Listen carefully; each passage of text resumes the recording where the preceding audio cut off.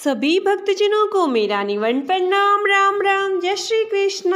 पूनम सिहा की दुनिया में आप सभी का बहुत बहुत स्वागत है। जांबा पुराण, महमद खां के प्रति शब्दोपदेश। वीलोजी उवाच, हे गुरुदेव, सिकंदर ने अद्भुत पर्चा प्राप्त किया, यह मैंने सुना। क्या सिकंदर जांबोजी का शिष्य बन गया था? उन्होंने क्या अपनी पुश्तैनी धर्म त्याग करके हिंदू धर्म अपना लिया था? यदि ऐसा हुआ होगा तो क्या उनके अन्य परिवारजन एवं काजी मुल्लाओं ने क्या प्रतिक्रिया की थी? ये सभी बातें मैं जानना चाहता हूँ। नाथोजी उवाच, सिकंदर बादशाह ने केवल जांबोजी से उपदेश ही लिया था। वह मानवता का उपदेश था। किसी संप्रदाय की तरफ झुकने का कोई प्रयोजन भी नहीं था। इसलिए सिकंदर बादशाह पहल ग्रहण करके बिश्नोई समाज में सम्मिलित नहीं हुआ था,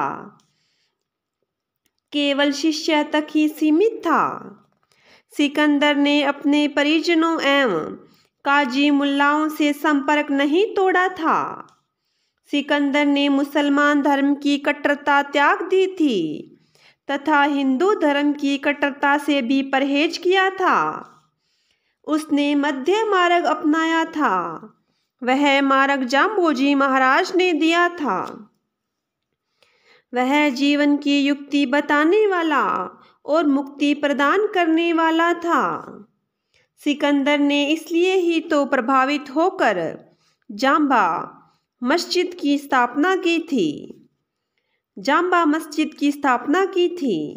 वह पुण्य की घड़ी सदा स्मरण बनी रहे, वहाँ पर बैठकर प्रार्थना कर सके, ऐसी मस्जिद एकांत दूर सौम्य स्थान में निर्माण करवाई थी, जिसमें हिंदू मुसलमान दोनों आ सके, अपने ईश्वर की प्रार्थना कर सके।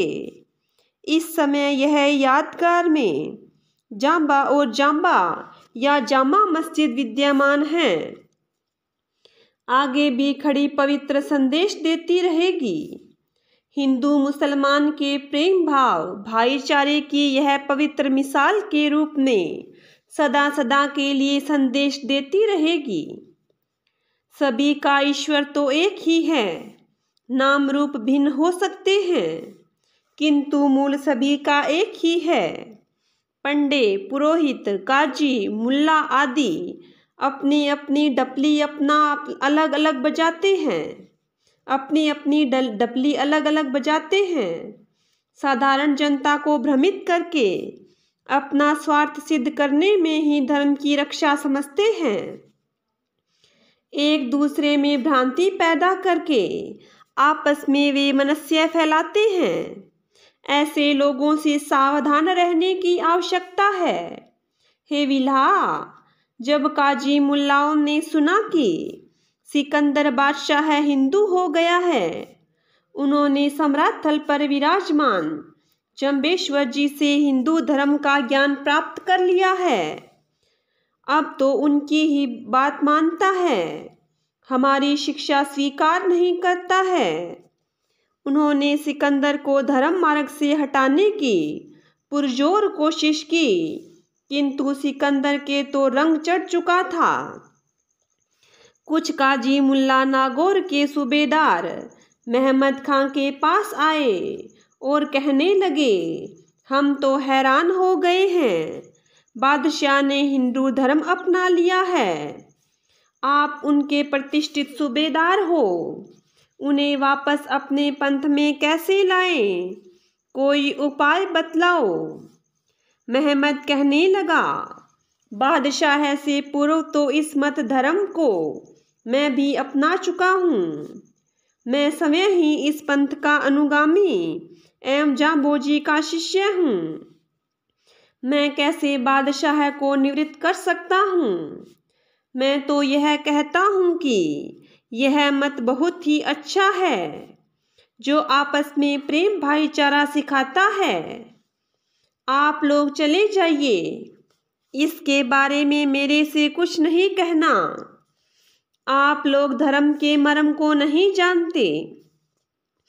काजियों ने महमद से कहा, आप लोग मुसलमान हैं, अपने धर्म को त्याग करके काफिर हो रहे हो।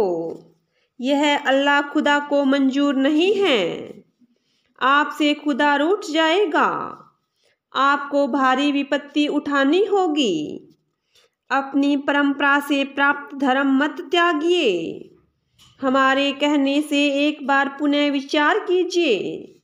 जाम्बो जी के पास जाइए। वे तो हमारे मजहब के शत्रु हैं, हिंदुओं के पक्षपाती हैं, पाखंडी हैं, लोगों को बहकाते हैं। आप तो बादशाह के सूबेदार सर्वसमर्थ हैं। आप तो उनसे कहीं ज़्यादा महान हैं। आपके पास तो हाथी, घोड़ा, राजपाट सभी कुछ हैं। उनके पास तो ये वस्तुएं कुछ भी नहीं हैं। केवल जंगल में एक कंकेड़ी के वृक्ष के नीचे बैठे हैं। काजियों की बात सुनकर महमद का अहंकार जग गया। वह बहुत से हाथी, घोड़ा आदि सवारी के साधन एवं अपने लाव लश्कर को साथ लेकर पूरे अहंकार से भर अंधा होकर समराथल पर पहुंचा। उनके पास पूछा, हे पीर जी, हमें कर्तव्य कर्म बतलाइए। हमें क्या करना चाहिए और क्या नहीं करना चाहिए। हम राजा हैं, पक्के इस्लाम धर्म के अनुयायी हैं। आपने हमें भ्रम में डाल दिया है और हम क्या करें क्या न करें कुछ भी दिखाई नहीं देता।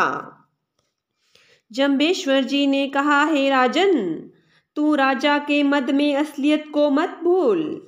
यह तुम्हारा लाव लश्कर केवल तुम्हारे अहंकार के वशीभूत कर देगा।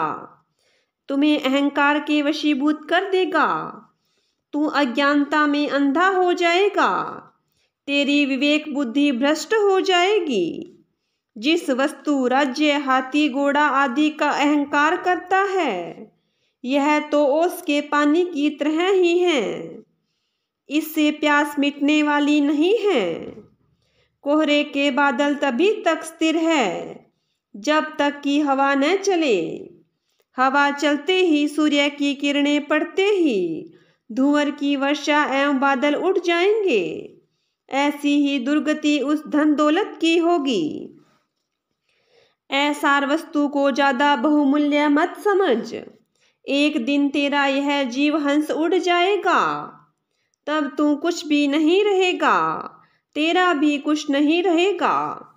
जिस शरीर का तू अहंकार करता है, वह शरीर तेरा प्राण निकल जाने पर विधवा हो जाएगा। इसके प्राणपति प्रयाण कर जाएंगे। तभी तेरा कोई भी साथ नहीं देगा। इसलिए इस अहंकार के पर्दे को फाड़कर शुद्ध बुद्धि द्वारा देख, तभी तुम्हें असलियत का पता चलेगा। तू किसी दूसरे के बहकावे में आकर अपने जीवन को कौड़ी के बदले में मत नष्ट कर।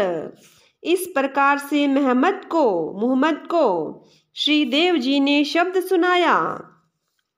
ओम राज न भूलोला जिंदर दुनि न बंदी ही मेरू पवना जोले बिखै रे जीरा धुणत नाजे हे लोरू वोलस आबे तहा लह लोरू आडा डंबर केती वारे विलंबर यो संसारे ऐने हूँ भूला प्राणी विष्णु ने जप्यो मरण विसारो हो केऊ महादेखता देवदाणु सुर न रैखीणा जम्बू मुचे रची नरहिबा हाथीरू नदिये नीर छील रे प्राणी धुवंत नाजे हे मैं हूँ हंस उडाणो पंथै विलंब्यो आशा सास निराशे भाईलो ताइसे होसी ताछे होसी रंड निरंडी ही देव पवना जोले भीखै रे जेला गेण विलंबी खेऊ। बोलिए गुरु जम्बेश्वर भगवान की जय हो।